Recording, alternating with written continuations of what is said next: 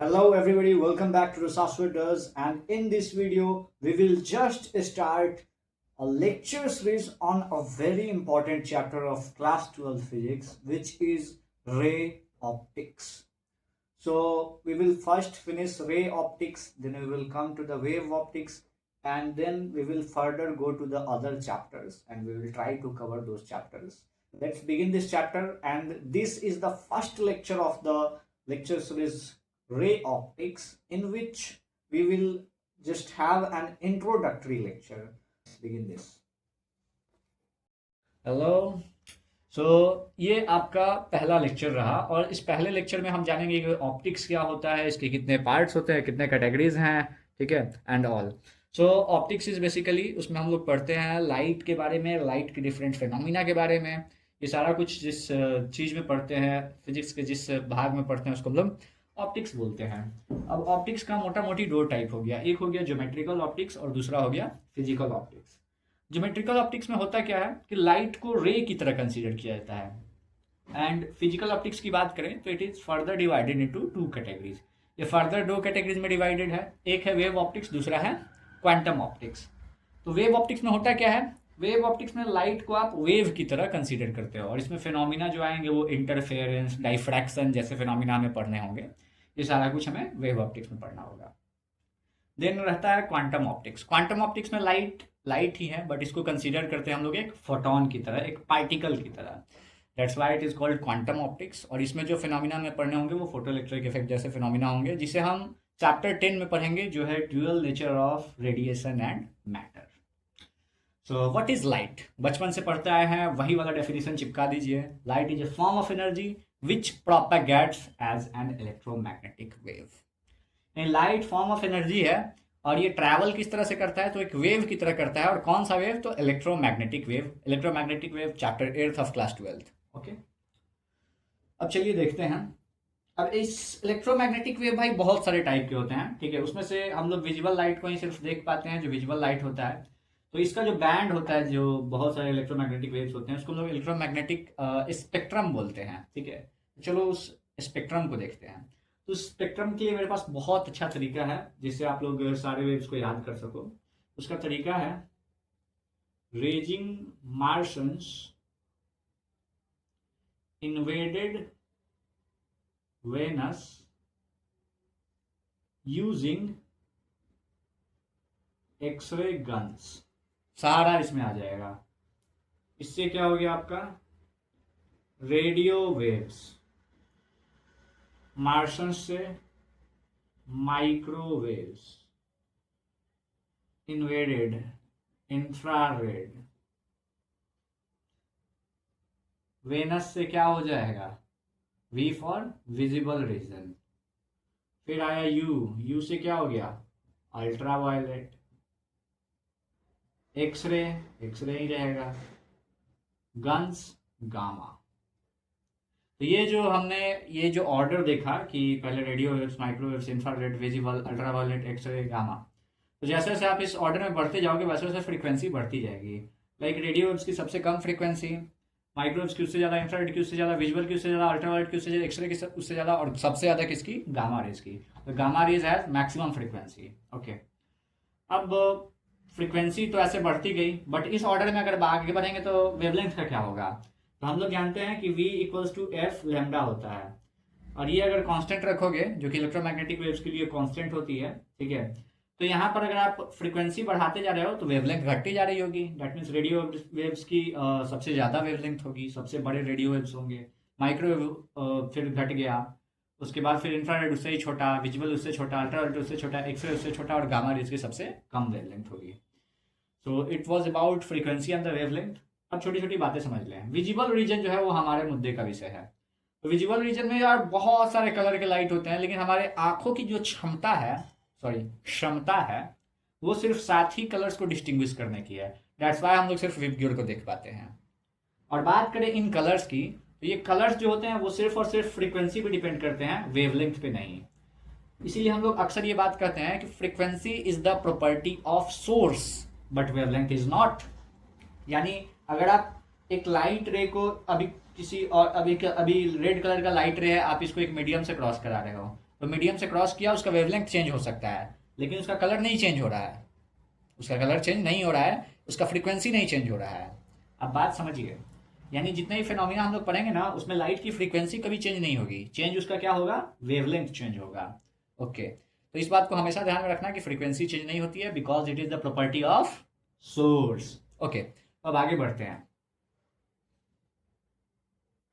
अब चले कुछ बेसिक्स की ओर बढ़ते हैं, और पहला जो बेसिक कॉन्सेप्ट हमें जानना है वो है reflection by a plane mirror.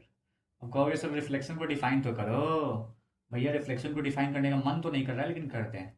बचपन में क्या पढ़ा था वही है, bouncing back of light when it strikes on a surface. तो एक रिफ्लेक्टिंग सरफेस पे अगर कोई लाइट स्ट्राइक करता है, या फिर मान के चलो सीधा सीधा कहें तो ओपेक सरफेस पे कोई लाइट स्ट्राइक करता है लाइट रे, तो वो बाउंस बैक कर जाता है, and this phenomena is known as reflection. तो भाई ये प्लेन मिरर देखो, बचपन में जो देख रखा था, प्लेन मिरर को हम लोग कैसे बनाते हैं, इसको हम लोग ऐसे बना देते हैं, लो भाई बन गया। अब उसके बाद इसका नॉर्मल हो गया, नॉर्मल का मतलब परपेंडिकुलर लाइन, फिर यहाँ पर एक लाइट रे आ रही है, इंसिडेंट हो रही है, और फिर ये रिफ्लेक्ट हो जा रही है। अब जो एंगल बन रहा है नॉर्मल से, वो एंगल ऑफ इंसिडेंस, जो नॉर्मल बन रहा है रिफ्लेक्टेड रे से, वो बन गया angle of reflection. This ray is called incident ray, this ray is called reflected ray, and this is called normal. Normal का काम क्या है भाई, इसको क्यों इतना वैल्यू देते हैं, तो नॉर्मल का यही काम है कि it is used as a reference.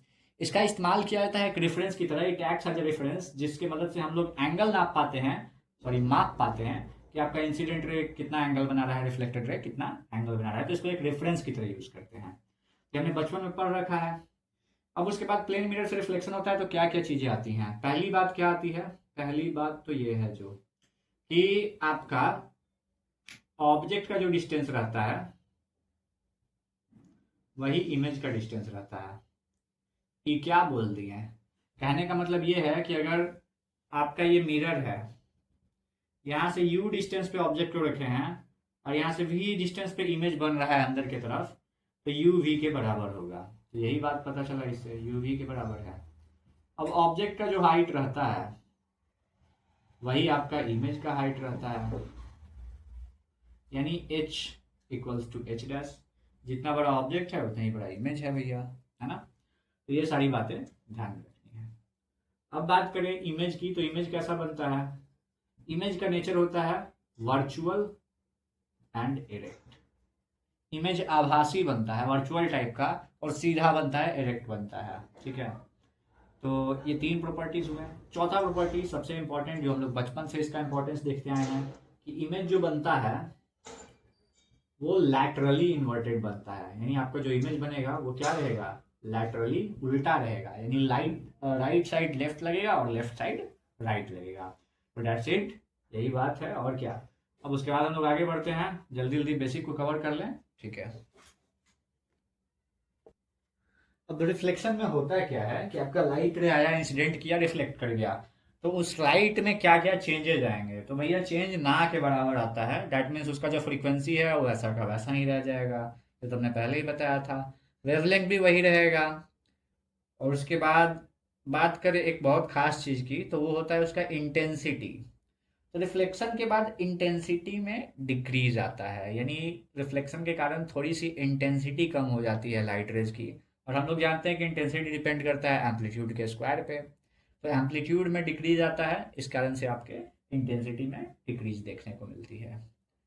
अब देखते हैं, एक चीज आता है, एक टर्म आता है जो कि उसको भी हम लोग देख ही लें, कि डेविएशन, कि जब रिफ्लेक्शन होता है आपका प्लेन मिरर से, तो उसके इसमें कितना ज़्यादा डेविएशन मिलता है, यानी कितना ज़्यादा हमको प्लेन मिरर डेविएशन ऑफर करता है, ठीक है। तो इसको जरा सा हम लोग देख लेते हैं। तो देखिए, ये हो गया आपका प्लेन मिरर, ओके। ये इंसिडेंट रे आया भाई, ये हमने नॉर्मल बना दिया, ये हो गया रिफ्लेक्टेड रे। अगर ये मिरर नहीं रहता तो ये रे किधर चला जाता, कुछ ऐसे जाता, लेकिन ये इतना मुड़ गया, तो टोटल डेविएशन कितना हुआ, कितना मुड़ गया ये, तो इतना मुड़ गया भाई। और इस एंगल को हम लोग डेल्टा से डिनोट करते हैं, किसे डिनोट करते हैं, डेल्टा से।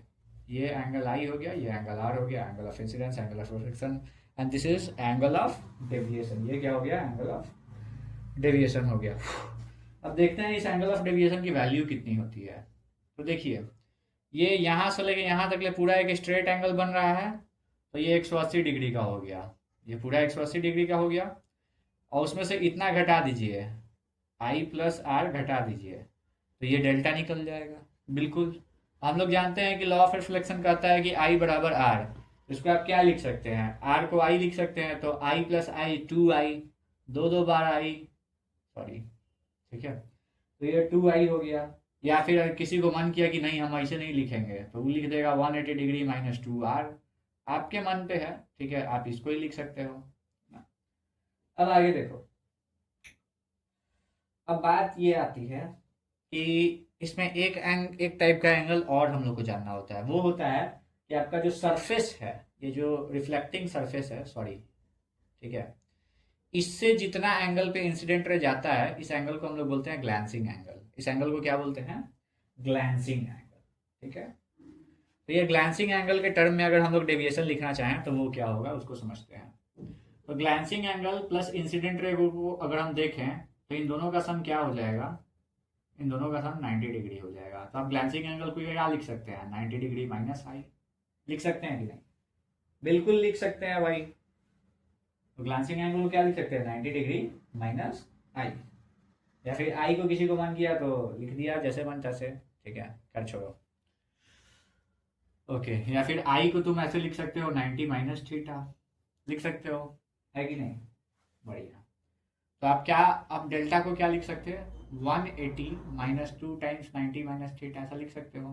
तो क्या आ जाएगा, 180 minus 180 minus minus plus 2 theta, उड़ गया उड़ गया उड़ गया। तो हमको यहाँ पर एक बहुत ही सुंदर सा रिलेशन मिल रहा है कि जो डेविएशन ऑफर होता है आपके प्लेन मिरर की तरफ से, वो ग्लैंसिंग एंगल का ट्वाइस होता है। That means the deviation offered by plane mirror is twice the glancing angle. It's a very important relation, और बहुत ही इनसिग्निफिकेंट लग रहा होगा आपको देखने से, बट ये बड़ा इंपॉर्टेंट चीज हो जाता है। अब आइए जरा आगे बढ़ते हैं और समझते हैं कुछ और चीज़ों को, जैसे कि एक इमेज का बात अक्सर आता है कि वो रियल इमेज होता है और एक वर्चुअल इमेज होता है। तो रियल वाला रियल होता है, वर्चुअल वाला वर्चुअल होता है, बात खत्म, ठीक है। तो समझिए कैसे ही रियल और कैसे ही वर्चुअल होता है। पंखा पहले बंद किया गया, ठीक है। तो देखिए, रियल वाला एकदम रियल होता है, एकदम रियल, ठीक है। तो रियल का मतलब क्या है, जो जूस आता है रियल, वो वाला रियल, ठीक है। रियल का मतलब होता है कि रिफ्लेक्शन के बाद लाइट रेज एक्चुअली अगर एक पॉइंट पे मिलते हैं, एक्चुअली मतलब जैसे कि आपका ये मिरर है, यहाँ से लाइट रे गया डिचुक टिचुक टिचुक, और इधर से रिफ्लेक्ट होके आया, तो एक वो लाइट रे थोड़ी जाएगा 75 को गिन के नहीं, मतलब 2-3 लाइट रे कितना हो, बहुत सारे लाइट रे जाएंगे। तो अगर लाइट रेज एक्चुअली एक पॉइंट पे कन्वर्ज करते हैं, एक्चुअली एक पॉइंट पे मिलते हैं, तो हम लोग कहते हैं उसको रियल इमेज। रियल इमेज कब फॉर्म होता है, formed when light rays actually meet at a point। बढ़िया। और वर्चुअल में क्या होता है कि लाइट रेज क्या होते हैं, वर्चुअली मिलते हैं एक पॉइंट पे।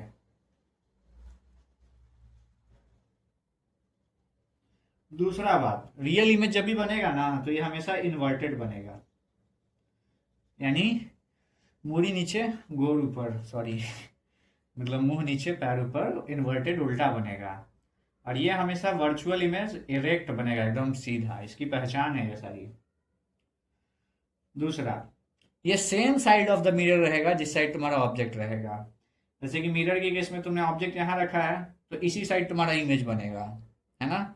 ऑब्जेक्ट किस साइड रखे तो इसी साइड इमेज बनने वाला है। अगर एलएचएस में ऑब्जेक्ट रखे तो एलएचएस में ही इमेज बनेगा, ठीक है। बट इसमें क्या है, इसका इमेज हमेशा बिहाइंड द मिरर बनेगा, यानी मिरर के पिछुत्ती बनेगा, ओके।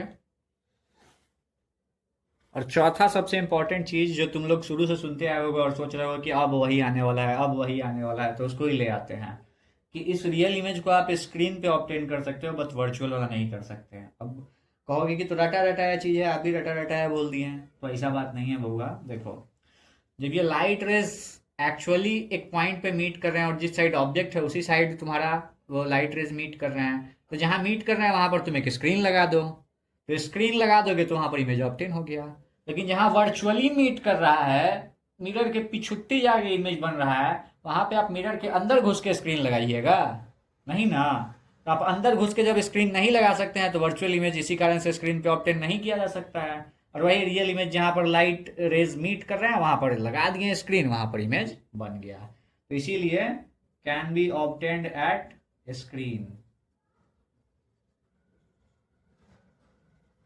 और इसके केस में ये नहीं होगा। ठीक है, तो दैट्स इट। यहाँ पर आपको यहाँ पर ये दो चीज़ें हैं उनके बीच में अंतर मिल गया। अब जाते जाते इतना बेसिक हमने कवर किया है इस चैप्टर में, तो जाते जाते एक तड़का वाला क्वेश्चन देख के जाते हैं, मतलब मज़ा आ जाएगा आपको। ठीक है, उस क्वेश्चन को बनाने से पहले ना एक कॉन्सेप्ट देखेंगे। ठीक है, पहले क्वेश्चन ही देख लें, उसके बाद कॉन्सेप्ट देखेंगे। क्वेश्चन क्या रहा है, a particle is moving along x axis with 4 metre per second in front of a plane mirror. ठीक है, एक प्लेन मिरर है। ठीक है, उसके सामने एक पार्टिकल 4 मीटर पर सेकेंड की रफ्तार से मूव कर रहा है। ठीक है, बढ़िया। और और प्लेन मिरर जो है वो इसके नेगेटिव डायरेक्शन में 2 मीटर पर सेकेंड से मूव कर रहा है। ये देखो, गजब का खेल हो गया ना। प्लेन मिरर है, उसके सामने हमने एक पार्टिकल रख दिया, उसको 4 मीटर पर सेकंड से दौड़ा दिए, और प्लेन मिरर को 2 मीटर पर सेकंड से अपोजिट डायरेक्शन में दौड़ा दिए। अब आपसे पूछा जा रहा है क्वेश्चन में कि speed of image with respect to ground. लो भाई, speed of image with respect to ground आपसे पूछा जा रहा है। अब कहोगे सर ये तो रिलेटिव मोशन वाला क्वेश्चन उनको दे दिया गया, 11th क्लास में हम चले गए। तो यहाँ पर थोड़ा दिमाग लगाना है, हम लोग अब 12th क्लास में चले गए हैं, तो एक लेवल अप वाला चीज़ है ये। तो चलिए जरा इसको समझते हैं। देखिए, हम लोग जानते हैं कि अगर एक मिरर है, ठीक है, और इस मिरर के सामने एक कुत्ता है। ठीक है, हमेशा कुत्ता ही ध्यान में आता है। शिट। ठीक है, तो ये कुत्ता इस मिरर के सामने u डिस्टेंस पे है। ठीक है, तो इस कुत्ते की इमेज पीछे v डिस्टेंस पे बनेगी। अब ये कुत्ता धीरे से आगे बढ़ गया और ये u डैश पे चला गया, तो यहाँ पे भी ये v डैश पे चला जाएगा, है ना। और हम लोग जानते हैं कि ये सारा कुछ बराबर बराबर है, और ये सारा कुछ बराबर टाइम में भी हो रहा है। तो ऐसा हम लोग कहते हैं कि अगर ये delta U by delta T के स्पीड से हो रहा है, तो ये भी delta we by delta T के स्पीड से हो रहा है, और दोनों आपस में बराबर है। यानी जिस स्पीड से ये बढ़ रहा है उस स्पीड से आपका इमेज भी बढ़ेगा, है कि नहीं, अगर मिरर स्टिल रखा हुआ है तो। यानी एक बात तो आपको यहाँ पता चला कि ऑब्जेक्ट का स्पीड, इमेज का स्पीड दोनों बराबर होता है प्लेन मिरर के केस में। बस ये थोड़ा अपोजिट डायरेक्शन में रहता है अगर आप डायरेक्शन कंसीडर कर रहे हो तो। ठीक है, ये वाला कॉन्सेप्ट ध्यान में रखना। अब चलो अब आगे बढ़ते हैं। तो इस क्वेश्चन को बनाने के लिए हम लोग क्या करेंगे, ठीक है, इस क्वेश्चन को बनाने के लिए हम लोग पहले बोर्ड साफ करेंगे। तो हमको पता है velocity of particle, sorry speed of particle और स्पीड ऑफ इमेज बराबर होने वाला है, लेकिन यहाँ पर थोड़ा खेल अलग है क्योंकि आपका ये मिरर भी मूव कर रहा है। तो पहले हम क्या करें ना कि मिरर के रिस्पेक्ट में अगर स्पीड ले लेंगे तो हम लोग मिरर को कांस्टेंट मतलब एक जगह रुका हुआ कंसीडर कर सकते हैं। यानी अगर हम लोग स्पीड ऑफ पार्टिकल मिरर के रिस्पेक्ट में निकाल लें तो मिरर को रुका हुआ कंसीडर किया जा सकता है। तो चलिए speed of particle with respect to mirror निकालें। तो वही बचपन वाला formula, V P M equals to V P minus V M, that means speed of particle with respect to mirror, speed of particle minus speed of mirror. Speed of particle कितना है 4, speed of mirror कितना है -2, direction लेके चलना है, तो ये कितना आ गया 6 मीटर पर सेकेंड। तो अगर speed of particle with respect to mirror 6 metre per second है, तो speed of image with respect to mirror इसका अपोजिट होना चाहिए, यानी -6 मीटर पर सेकेंड होना चाहिए।